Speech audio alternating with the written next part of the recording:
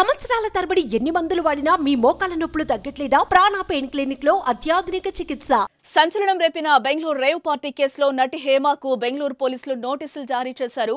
ఈ నెల 27న విచారణకు హాజరు కావాలని నోటీసుల్లో పేర్కొనడం జరిగింది. అయితే సెంట్రల్ క్రైమ్ బ్రాంచ్ పోలీసులు హేమను విచారించనున్నారు.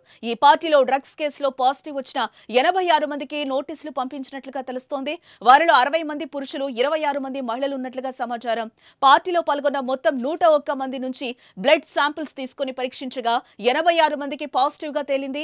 హేమతో ఆశీరాయ్, రిషి చౌదరి, ప్రసన్న, శివాజీ జైస్వాల్ వంటి ఇతరులకు కూడా నోటీసులు అందినట్లుగా తెలుస్తోంది.